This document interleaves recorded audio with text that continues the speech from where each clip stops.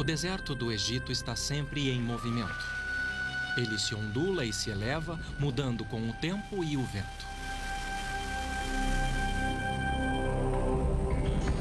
Elevando-se das pedras do deserto estão as marcas do homem. Vestígios de suas ferramentas permanecem, mas o intelecto que concebeu tais maravilhas está envolto em mistério. Uma nova pesquisa joga luz nas perguntas mais recorrentes sobre o que os antigos sabiam. Sempre fui fascinado por civilizações antigas. É um fascínio que vai muito além dos grandes monumentos que os antigos deixaram para trás. Mas quanto mais estudo esses monumentos e mais aprendo sobre eles, mais me vejo diante das mesmas perguntas simples e espantosas. Qual era a ciência? Qual era a tecnologia que tornou possível tais monumentos? De onde eles vieram e qual o seu legado?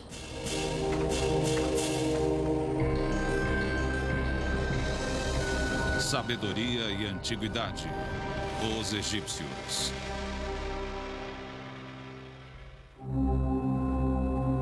Dizem que a fé move montanhas. Bom, no caso dos antigos egípcios, foi sua fé que os fez mover uma montanha para construir outra. Para isso, eles não inventaram ferramentas, e sim técnicas e métodos. Eu fui até o Egito à procura dos vestígios de seu passado antigo, para revelar algo novo sobre seu legado.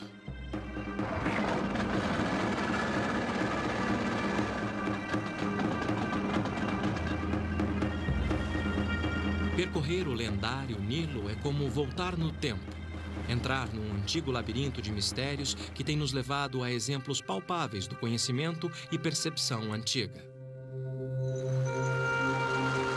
Os antigos egípcios viveram num mundo sem ciência, num mundo cheio de mistério e poucas explicações.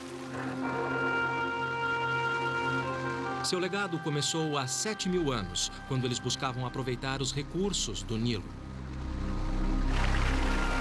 Todo ano, o rio enchia com a neve derretida das montanhas etíopes a 1.900 quilômetros. Para a maioria, a cheia era uma bênção, pois durante o período de seca havia fome. Mas a inundação trazia boas colheitas e vida.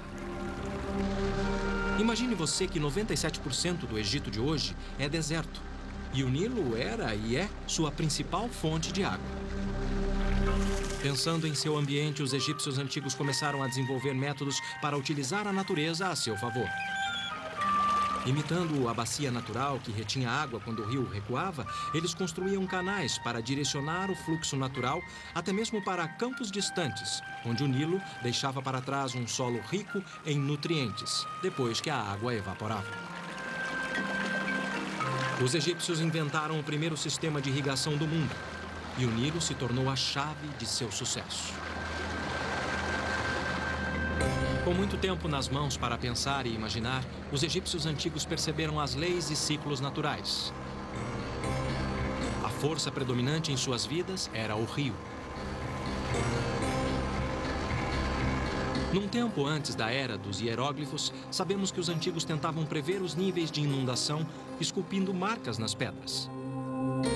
Devido à dependência do Nilo, os egípcios precisavam antecipar seu comportamento. Por fim, construíram esse tanque criado para captar a água da cheia. Desenvolveram o nilômetro, um método simples, mas eficiente. Podia ter várias formas, mas aqui na Ilha Elefantina, em Assuã, era uma série de degraus com altura em côvados, esculpida na parede. Conforme o nível do rio subia, eles sabiam o que esperar no ano seguinte. A altura de 18 côvados significava fome. 24 significava abundância e 27, desastre à vista. O nilômetro era um sinal de vida.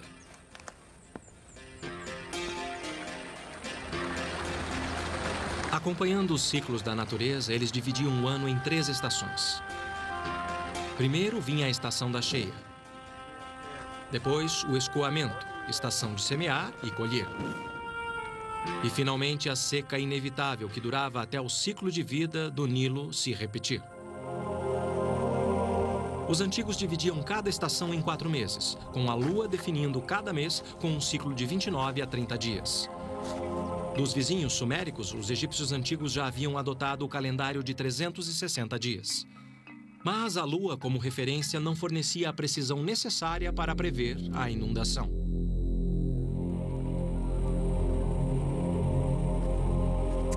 Por fim, eles procuraram uma outra solução. Uma que teria grandes consequências. Passo a passo, eles tentaram encontrar um meio de organizar seu mundo. E enquanto descobriam as leis e ciclos no céu noturno, os egípcios notaram uma estrela em particular, Sirius, ou Septet, como chamavam. Aparecia uma vez por ano no meio de julho, na época da estação da cheia. O ano novo era marcado a partir desta noite, num ciclo de 365 dias, como é nosso ano até hoje. Seu desejo de dividir o dia e medir o tempo motivaram os egípcios a criar suas próprias marcas. Eu fui ver esse marcador de 3.500 anos de idade no Cairo. Por todo o Egito havia obeliscos egípcios como este, usados há 2.000 anos. Como um relógio solar gigante, os antigos sabiam as horas através de suas sombras. Mas como saber as horas sem um obelisco por perto? Por volta de 1500 a.C., os egípcios inventaram um relógio de sol portátil. O princípio era simples. Eles apontavam uma régua para o sol para criar uma sombra. Para dar precisão, um prumo de chumbo ajudava a nivelar o instrumento.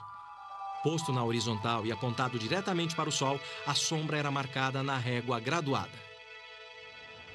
O local da sombra indicava as horas, ou, em outras palavras, um relógio.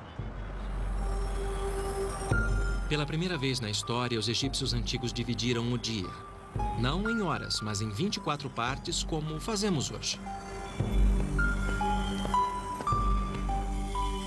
Apesar de perceberem as leis e ciclos da natureza, ainda havia um mistério a ser desvendado. O sol morria à tarde para renascer no dia seguinte. O Nilo inundava todo ano e suas águas traziam vida. Mas quando as águas recuavam, elas traziam morte. De seu ciclo natural, os antigos devem ter concluído que havia mais vida do que o olho via. Havia dois lados da moeda. Deste lado, vida. Do outro lado, o pós-vida. Mas tinha um problema. Se você precisasse de um corpo nesta vida, também precisaria de um na pós-vida, de preferência o seu, e intacto. E isso criaria uma repercussão. No começo, os egípcios enterravam os corpos na terra, envoltos em linho, sob as areias movediças do deserto. Mas as tempestades de areia quase sempre devastavam as sepulturas e espalhavam os restos de seus ancestrais pelo deserto, destruindo os corpos que eles tanto precisavam. Pois, segundo eles, sem um corpo intacto, não havia pós-vida. Então encontraram outros métodos, cavando mais fundo a rocha do deserto para criar sepulturas mais seguras. Isso para aqueles que podiam pagar por elas. A construção de tumbas seguia um esquema básico. Eles cavavam um poço com uma ou mais câmaras no fundo. Depois que o corpo era colocado ali, o poço era lacrado com areia ou pedra pesada e a entrada coberta com tijolos de lama. Esta é uma das tumbas de tijolos mais antigas que restou. Esta é grande, mas havia de todos os tamanhos e formas. Quadradas ou em colmeias, as tampas expressavam a ideia dos egípcios sobre o monte de terra primordial, de onde toda a vida surgiu e de onde os mortos eram ressuscitados. Como a longevidade se tornou um problema, eles substituíram o tijolo. Para enterros reais, os antigos passaram a usar pedras, ainda em forma de tijolos, só que mais duráveis. Com pedra, os egípcios construíram as superestruturas mais antigas da história da humanidade. Estas são mastabas, tumbas retangulares achatadas, um termo árabe para bancos de pedra. Mastabas se tornaram sinal de status. Aqui em Gizé eu percebi que quanto maiores os blocos, mais elaboradas eram as tumbas.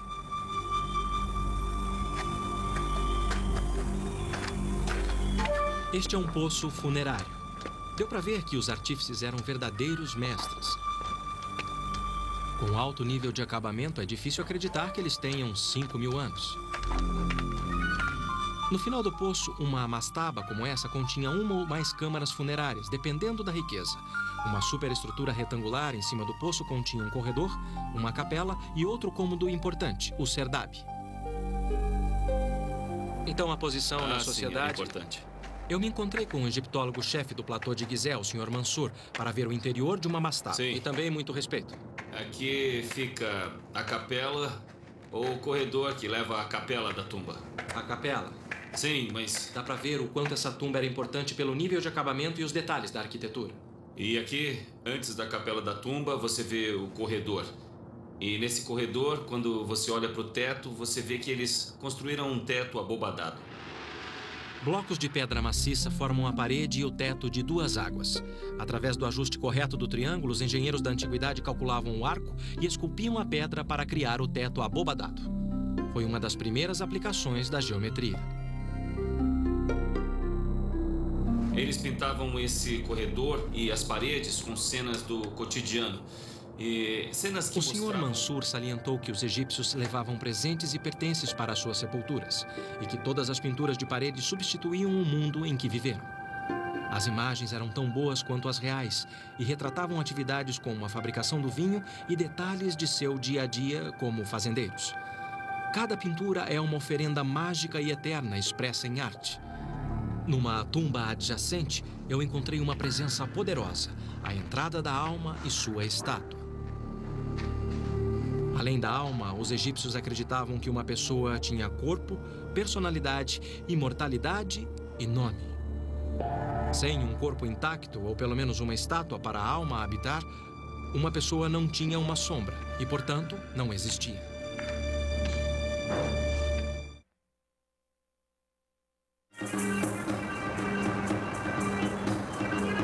O Cairo moderno é lar de 30% de toda a população egípcia.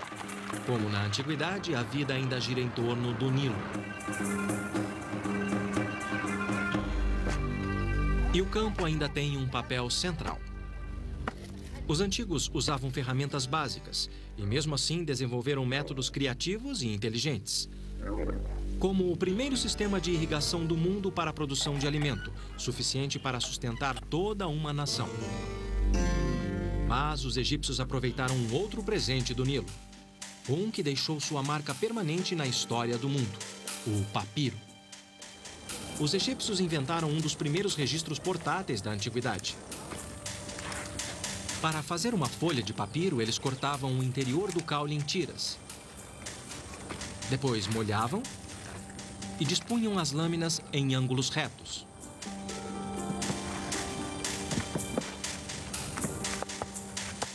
As batidas davam início ao processo de fusão das fibras. O peso adicional fundia as células das plantas depois de forçar a saída do ar, reduzindo a espessura em cerca de 75%. Com o ar seco, as fibras eram comprimidas mais 5%. Muito do que sabemos sobre a construção da tumba egípcia vem de registros em papiros. Mas para admirarmos essas maravilhas, nada como ver ao vivo. Por isso eu fui a Saqqara, onde tudo começou. Por volta de 2600 a.C., Imhotep, médico e arquiteto do faraó Djoser, inventou uma tumba própria para um rei. Ele cuidou do corpo do faraó nesta vida e agora construiria um lar para o seu pós-vida. Imhotep foi considerado um gênio por ter elevado o nível do design de uma mastaba e, com isso, dar início a uma nova era.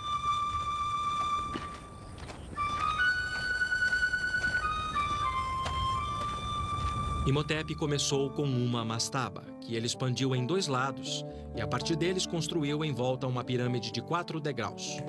Depois disso, acrescentou outra construção ainda maior sobre a primeira, até criar uma tumba com 6 degraus e com mais de 60 metros de altura.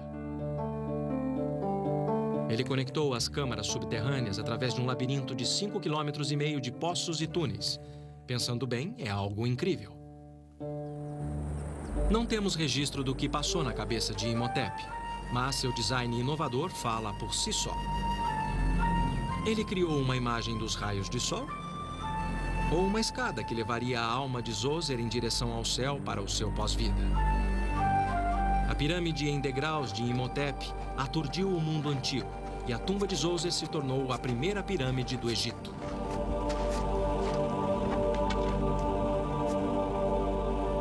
Tentativa e erro, sucesso e fracasso. Não sabemos as curvas de aprendizado dos sucessores de Imhotep. O fato é que ele deu início a uma nova tendência. Quantas tentativas fracassaram, jamais saberemos. Meio século depois, o rei Huni, ou rei Snéfero, elevou o design das pirâmides a novas alturas. Os estudiosos não sabem qual deles foi o responsável. Para construir mais alto, eles experimentaram uma base quadrada em Maidum. Mas o céu era o limite, e depois de transferir o local da tumba para Dashur, Snéfero começou um projeto ainda mais ambicioso. No começo parecia ter dado certo, só que na terceira fase da construção, a ambição de Snéfero teve que se curvar à inclinação. Uma das teorias é que o tremendo peso estático pode ter causado rachaduras nas paredes interiores. Então diminuíram um ângulo que conferiu ao projeto o nome de pirâmide inclinada. Estudiosos acreditam que foi por essa imperfeição que Snéfero ordenou uma nova pirâmide, que fala de ambição e determinação. Para a pirâmide vermelha, eles copiaram a base quadrada e o novo ângulo da pirâmide inclinada, mas com melhores proporções. Pode parecer tentativa e erro, mas com o tempo, eles aprenderam a calcular suas construções com cuidado. O papiro de Hind data de 1650 a.C. Apesar de ser uma cópia de um documento anterior, ele pode ser mais antigo, pois a era de construção de pirâmides terminou 150 anos antes. É um pergaminho de 4,5 metros. Esta parte mostra que os antigos criaram uma fórmula para calcular as proporções perfeitas de uma pirâmide e que tinham uma compreensão básica dos princípios do Teorema de Pitágoras, 1000 anos antes de Pitágoras ter nascido. O que Snéfero criou foi a primeira pirâmide verdadeira, com 4 triângulos iguais sobre uma base quadrada. Agora eu quero ver como eles resolveram as questões de peso no interior.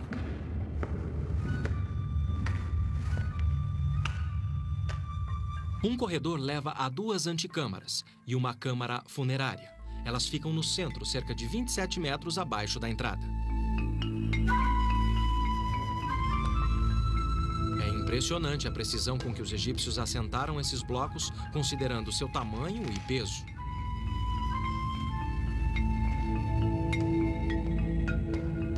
Então era assim que eles distribuíam o peso excessivo.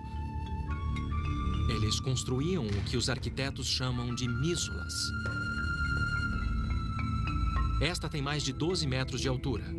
Cada camada projeta algumas polegadas da camada anterior até se encontrarem em cima. Caramba!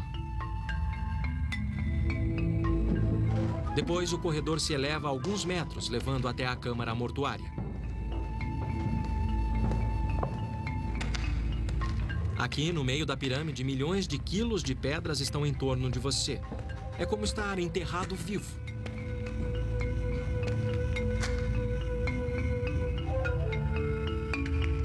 Há muito tempo os ladrões limparam este lugar, mas o ar aqui dentro parece não ter mudado em milhares de anos. Por esta passagem estreita não entra ar fresco, apesar de o teto ter 15 metros de altura. Sufocante é pouco.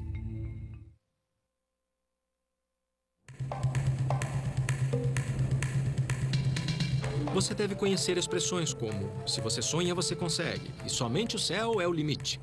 Quando eu visitei lugares antigos do Egito, eu vi que esses aforismos eram verdadeiros há muito tempo.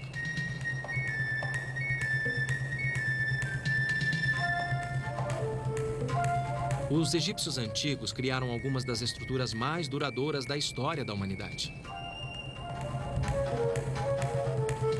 Principalmente quando passaram a dominar os 6 maiores requisitos da construção e que são consistentes com as 80 pirâmides que construíram. O primeiro princípio é a base quadrada. Para obter uma base quadrada perfeita, eles marcaram os 4 cantos da pirâmide, algo que devem ter feito com barbantes. Precisão é importante porque, se os lados não estiverem exatamente iguais, você terá problemas para erguer a pirâmide. Numa segunda fase, construíram um núcleo com degraus, como aqui em Gizé, perto do Cairo, onde é possível ver as várias camadas. Muito do que ainda resta é o núcleo. Essa é a maior pirâmide de todas. É a tumba do faraó Quéops, que governou o Egito na metade do século 25 a.C. Elevada a cerca de 150 metros acima do solo do deserto, esta foi a construção mais alta do mundo por quase 5.000 anos. Ninguém sabe ao certo quais eram as técnicas, pois com o tempo, os traços de seus métodos de construção foram se apagando e despertando sempre novas teorias. Um terceiro aspecto é a localização e orientação da pirâmide. Depois do rei Snéfero, todas as pirâmides eram voltadas para o eixo leste-oeste, igualando a vida e morte do rei ao nascer e pôr do sol. Orientar a pirâmide na direção certa não parece ter sido problema para os antigos, porque qualquer erro na maioria das pirâmides é de menos de 1 grau. A seleção do local também incluía o item material de construção suficiente. Para a fundação e o núcleo, eles usavam o maior número possível de blocos de calcário de local próximo. Os estudiosos fizeram as contas. Uma pirâmide como esta exigiu quase 2,5 milhões de blocos de pedra, uma montanha virtual.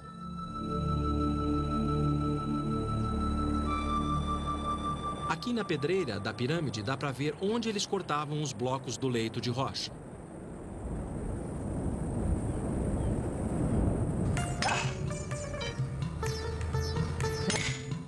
Ainda hoje, a extração de pedras é um trabalho duro e requer muita força, humana e mecânica.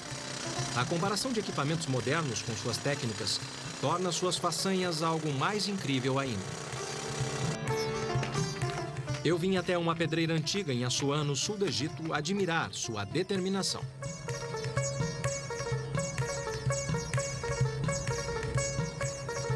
Este é um bloco de dolomita e, acreditem ou não, era tudo que os egípcios precisavam para extrair enormes blocos de granito. Eles o usavam como marreta e martelavam até fazer buracos como este. E, por fim, uma vala. Devia ser um trabalho maçante mesmo, mas era muito eficiente.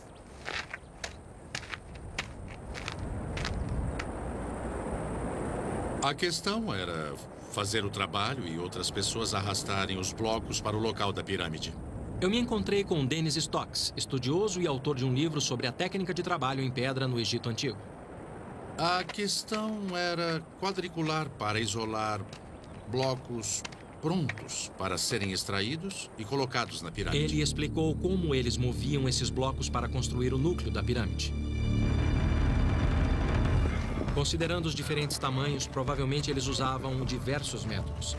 Em alguns casos, só arrastavam os blocos, e em outros, usavam trenós e roletes de madeira. Os blocos maiores eram colocados com simples alavancas de madeira.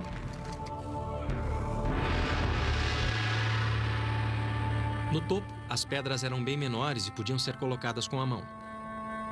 Na quarta fase da construção, eles encaixavam pedras menores para dar a forma da atual pirâmide. O truque não era tanto o formato perfeito de cada bloco, mas o peso total de cada fiada que tinha que ser absolutamente idêntica. Como vocês podem ver, as pirâmides foram construídas com pedras de todos os tamanhos e formatos. Algumas tão grandes quanto um caminhão, outras do tamanho de uma geladeira, todas encaixadas com exatidão. Como se isso não fosse difícil, os construtores tinham que manter um ângulo constante de uma fiada de pedras para outra. Só assim eles podiam dar à fachada a lisura de um pedaço de vidro e manter os ângulos, com a precisão de uma lâmina de barbear.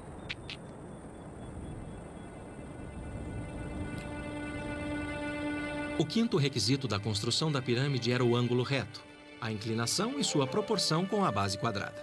Isso era crucial em termos de durabilidade. Por último, havia os blocos de acabamento brancos e lisos em calcário. Na maioria dos casos, eles foram retirados quando as próprias pirâmides se tornaram pedreiras. No topo da tumba de Khefren, filho de Quéops, resta um fragmento. Eu soube que o Dennis fez pesquisas sobre os blocos de acabamento. Eu me encontrei com ele na Vila Faraônica em Gizé, onde ele preparou uma aula para demonstrar as técnicas antigas para trabalhar com pedras. Quando eu cheguei, Dennis estava preparando um bloco de calcário. Muito bom, obrigado. As ferramentas que ele preparou são incrivelmente simples. Eu estava curioso para ver como eles as usavam. Jack, venha dar uma olhada nisso aqui. O que temos aqui, Dennis? Bom, esse bloco de pedra é idêntico ao que eles usaram na Grande Pirâmide, particularmente no acabamento. Como eles conseguiam polir o bloco para servir de acabamento? Bom, para começar a polir, vamos usar uma ferramenta como essa. Isso é um cinzel de cobre. O cobre veio de uma mina de cobre do Sinai. Está vendo? Dennis disse que os antigos usavam 3 materiais naturais: minério de cobre, sílex e areia. Com o minério de cobre, eles faziam cinzéis, machados, brocas e ponteiras. Eu sempre achei que o cobre fosse um material mole. Como é que o cobre pode talhar uma pedra? O segredo é que esse cinzel é martelado a frio. Não é como os cinzéis de aço modernos. Isso endurece a ponta, se você deixar esfriar naturalmente. Entendi. E assim você consegue talhar a pedra? Sim, é muito simples. Pegue o cinzel, apoie a ponta e bata devagar, alternando o ângulo do cinzel para obter um corte limpo na pedra. E aí você tem um corte liso o bastante para fazer uma pedra de acabamento. Sim, no final ela fica bem plana. Mas eles ainda podiam usar uma outra técnica, que é uma pedra de raspagem. Ela tem uma borda afiada e pode ser usada assim. Incline a pedra e raspe devagar as saliências do bloco. Então, Jack, por que não experimenta? É bem fácil, não é? É só usar essa sim. pedra, é só alisar todas as partes salientes. Isso, você pode usar essa pedra até obter uma superfície bem lisa. Polir é uma coisa, mas como é que você sabe que tem o produto final? Como é que você sabe que a superfície está totalmente plana? Bom, eu vou te mostrar. Primeiro, eles precisavam de uma ferramenta de precisão para avaliar a superfície e ver se estava plana ou não. O que significa... Segure para mim, Jack. E deixe bem esticado. Na superfície, desse jeito. Bom, o que temos aqui são 3 tocos, todos do mesmo tamanho. Entendi. Isso é extremamente importante. Então, quando o barbante está esticado, você pode conferir passando o toco embaixo do barbante e, com isso, ver se tem alguma saliência. Quer dizer que se tocar o barbante é porque tem uma saliência, Se o barbante levantar assim, tem uma saliência. Isso é inacreditável. Uma técnica inteligente, mas se você pensar em milhões de blocos de pedra, isso exigia muito detalhe. Eu estou cético quanto à eficiência disso em campo. Então eu desafiei o Dennis para um pequeno experimento. Quando andamos por aqui, vemos que os blocos estão alinhados e aparentemente nivelados entre si. Como eles deixavam tão nivelados? Bom, eles tinham que fazer avaliações. Então, vamos conferir e ver se eles eram bons mesmo. Vamos usar a velha ferramenta mais uma vez. Nossa velha amiga. Tocos e barbante. Coloque a sua ponta neste bloco, que eu coloco a outra neste aqui. Primeiro, vamos colocar o toco no seu bloco. Nivelado, maravilha. Né? Tá Aí está ótimo, mas aqui está sobrando. Como está o nível aqui? Que beleza! Não resta outra coisa a não ser admiração por eles. Então eles nivelaram certinho? Totalmente certo. Os blocos estão nivelados. Mas isso não era o bastante. Para a pirâmide permanecer estável, os blocos tinham que estar na horizontal. Dennis trouxe outra ferramenta antiga. Nós podemos usar esse nível para verificar se o bloco está mesmo na horizontal. Horizontal como a superfície d'água? Podemos usar a superfície d'água para verificar a precisão do instrumento. Nós fazemos isso marcando uma linha atrás da linha do prumo. Se a medida for plana, isso vai ficar sempre na vertical e a pedra vai ficar na horizontal. Isso. E como está agora? Bom, está em cima. Está bem no meio agora. Está muito bom. Muito bom. Tá, isso é uma coisa. Se você sabe que o bloco está na horizontal, ótimo. Mas você também tem que ter certeza que as laterais estão na vertical. Você tem razão, Jack. Eles tinham outra ferramenta para esse propósito. E só há um lugar para conferir. Esse é um dos blocos de acabamento que cobria toda a pirâmide. Isso mesmo, Jack. como esse bloco de acabamento tinha que se encaixar no vizinho, a face vertical tinha que estar totalmente na vertical. Eles conferiam com essa ferramenta especial, um prumo em forma de F. E, a propósito, esse é o único lugar no platô onde podemos verificar se um bloco de acabamento está totalmente na vertical. Esta é uma ferramenta simples. Desde que esta distância seja igual a esta distância e a linha do prumo esteja tocando as duas extremidades, podemos dizer que esta superfície está totalmente na vertical. Como está, Jack? Tá muito bom, tá perfeito. Com isso, mostramos que a superfície está na vertical. Muito simples, né? É, você acertou de novo, Jack. Enquanto um grupo da pedreira removia uma montanha para construir outra, outro grupo trabalhava aqui, no ancoradouro. Era chamado de ancoradouro porque, acreditem ou não, era cheio d'água e era ligado ao Nilo por um canal. Era um cenário de muita atividade, como um porto moderno de containers. Era por aqui que todas as pedras boas chegavam de barco. Aqui, as pedras eram descarregadas e depois arrastadas, morro acima, até as pirâmides.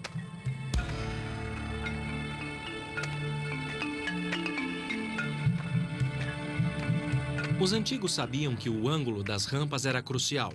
Entre 6 ou 7 graus era perfeito para desafiar a gravidade.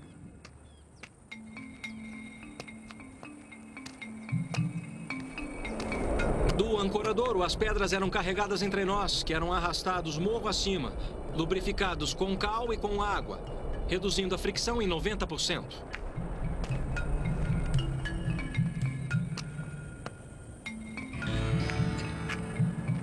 Não queira subir esse morro tentando arrastar uma pedra. Eu quis saber quem eram as pessoas que arrastavam pedras pesadas para as pirâmides dia após dia durante 20 ou 30 anos de construção, tempo que levava para construir esses gigantes.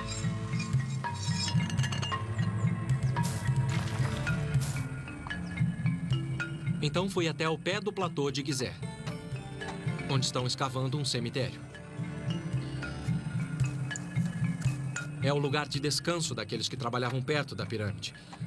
Os túmulos dão uma noção do estilo de vida dos trabalhadores e uma dica da importância socioeconômica que a construção da pirâmide representava para toda a nação. Dr. Hawass, o que as tumbas nos dizem? Esta é a primeira vez que sabemos da vida desses trabalhadores que construíram as pirâmides.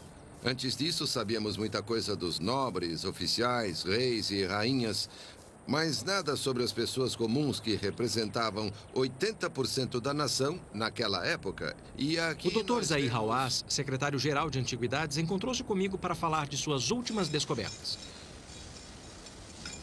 Como os egípcios administravam tantas pessoas trabalhando nesta obra colossal? Era um sistema de trabalho forçado, coação ou um sistema de cooperação? Você tem que entender uma coisa importante, que é a pirâmide era o projeto de toda a nação. O país inteiro, 1.600.000 pessoas. Esse era o número de habitantes do Egito naquela época. Dedicavam suas vidas para construir essa pirâmide, porque era para o rei, que na verdade era Deus. Então não tinha um exército forçando escravos? Não. Acreditamos que o número de trabalhadores era de apenas 10.000 homens. Talvez um terço fosse de trabalhadores permanentes que trabalhavam para o rei desde sempre. E o resto seriam homens jovens que vinham para ajudar no sustento da família no Delta e no Alto Egito. Ao contrário do que se presumia, as evidências mostram que o trabalho básico, a força muscular na construção das pirâmides, não vinha de escravos, mas sim de fazendeiros dedicados. Toda a família tinha que enviar sua contribuição. Como até hoje, se você for a qualquer aldeia, no Alto ou no Baixo Egito, eles fazem como na época da construção da pirâmide. Se você tentar construir sua casa, vai descobrir que todos os dias, todas as famílias da aldeia vão te levar comida. Construir uma pirâmide era a mesma coisa. Mas e o Nilo e a cheia que ocorria todo ano? Isso afetava o trabalho nas pirâmides? Sim, mas ajudava no trabalho da pirâmide, pois quando a cheia cobria completamente o Egito, não havia trabalho para ninguém. O que você acaba de descrever é como uma pequena cidade. 10.000 pessoas é muita gente. Como eles organizavam isso? Uma equipe consistia de 2.000 trabalhadores. Eles dividiam a equipe em 2 grupos. Cada grupo tinha 1.000 trabalhadores. Cada grupo tinha um nome, tipo Amigos de Quéops, bêbados de miquerinos. Cada grupo tinha um supervisor. Então, os 10.000 trabalhavam organizados em equipes, em grupos, em turmas menores. Assim, a organização ficava bem mais fácil. Eles tinham uma grande área, tipo uma cantina, para alimentar todos os trabalhadores. Havia várias instalações para guardar todo o equipamento, porque o trabalhador não podia ter ferramenta. As ferramentas pertenciam ao governo. Eles tinham pessoas para cuidar das roupas, pessoas para cuidar da comida. Eles tinham pessoas que cuidavam de tudo para eles. Como uma pirâmide. É. Por que nos preocupamos sempre com a construção da pirâmide? A administração da construção da pirâmide é mais genial, sabe, do que a construção da pirâmide em si. E é por isso que a pirâmide construiu o Egito. Porque construir essa pirâmide os fez conhecer tudo sobre arte, tecnologia e ciência. A fé egípcia na pós-vida estimulou não só a ciência e a tecnologia, como o comércio. Como no Cairo moderno, os trabalhadores da aldeia exigiam uma quantidade enorme de suprimentos no dia a dia.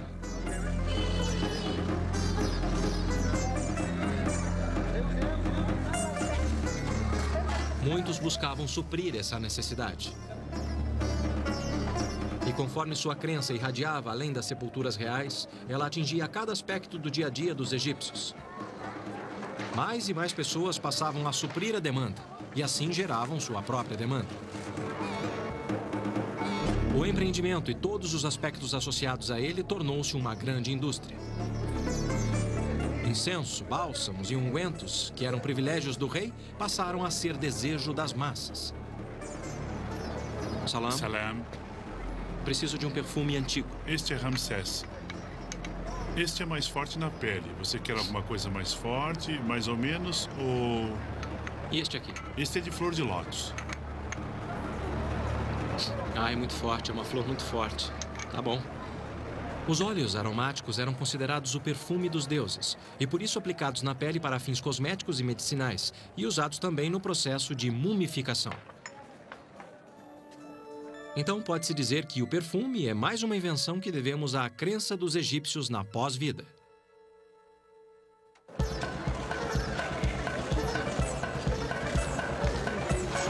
Eles também criaram um dos fascínios mais duradouros do mundo.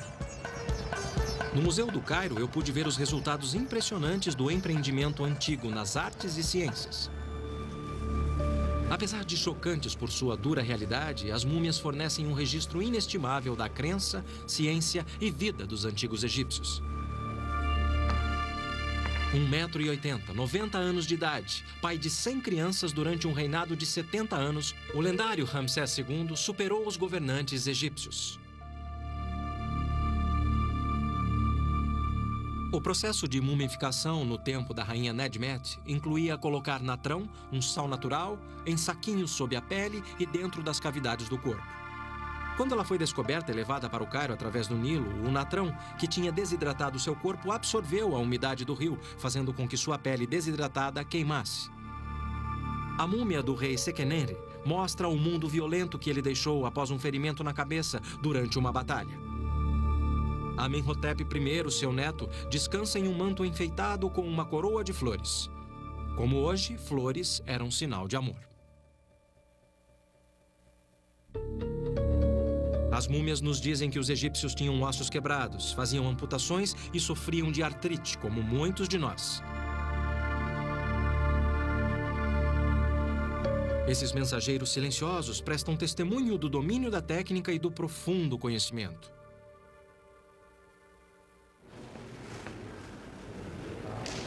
Perto dali eu encontrei outra maravilha antiga, um bloco de granito talhado, o caixão ou sarcófago da antiguidade. A superfície é incrivelmente lisa. Espertos, eles talhavam a tampa do mesmo bloco. Uma peça incrível da perícia e precisão dos artífices e que deixa você pensativo. O ambiente árido do deserto inspirou os antigos egípcios a criar imagens coloridas, fosse para esta vida ou para o pós-vida. Em seu mundo, flores tinham um significado especial. Registros de 2200 a.C. mostraram que foi no Antigo Egito que os primeiros jardins ornamentais foram criados, mais de 1.500 anos antes dos fabulosos jardins suspensos da Babilônia.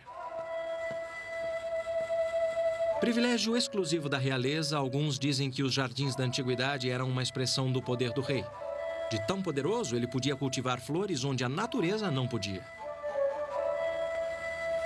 Mas os egípcios viam mais do que isso. Eles eram uma imagem de renascimento e regeneração, símbolos de amor e mérito pela passagem desta vida para o pós-vida. As flores eram colocadas dentro dos caixões das múmias e acreditava-se que elas as protegiam pela eternidade. E o granito, segundo sua crença, fornecia o máximo em segurança. Na escala de Mohs, que vai de 1 a 10, o granito é de grau 7, sendo no mínimo tão duro quanto o aço. Como eles conseguiam perfurar uma pedra tão dura assim, era uma pergunta para o estudioso da tecnologia da antiguidade, Dennis Stocks. Uma das coisas mais difíceis para os egípcios, cujo processo era desgastante, era fazer a perfuração de pedras sólidas.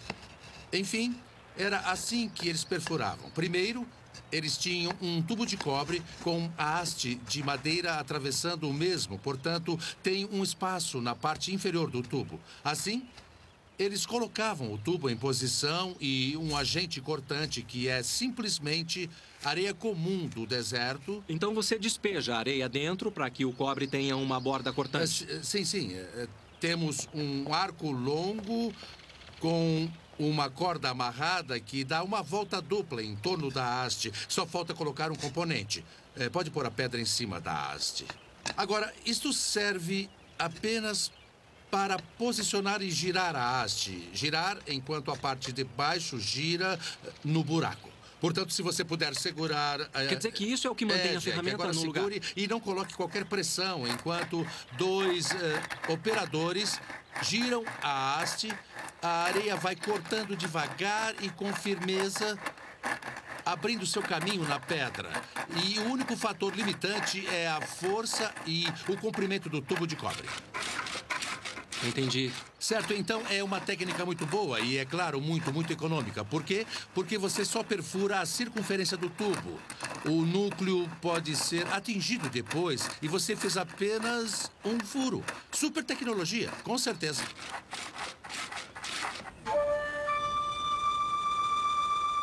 Com ferramentas básicas e uso eficiente, os antigos egípcios criaram maravilhas no mundo. E apesar de seu conhecimento e experiência terem crescido, a arte das pirâmides decaiu.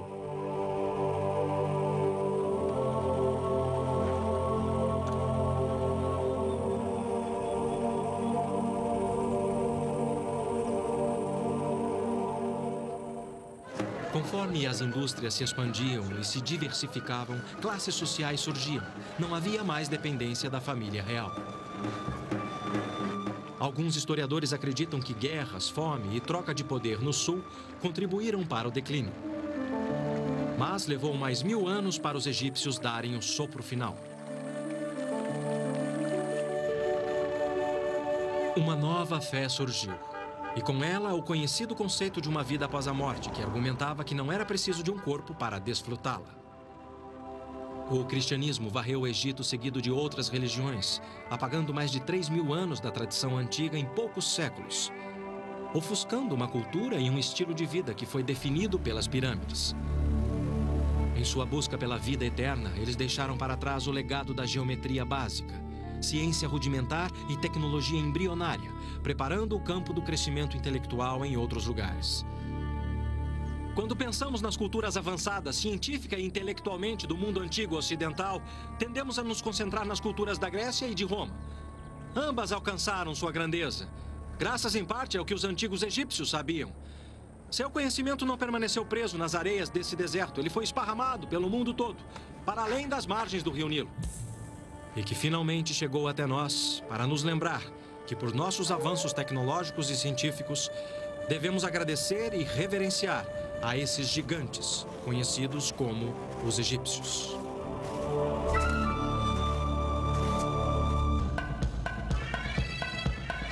Versão brasileira, DPN Santos.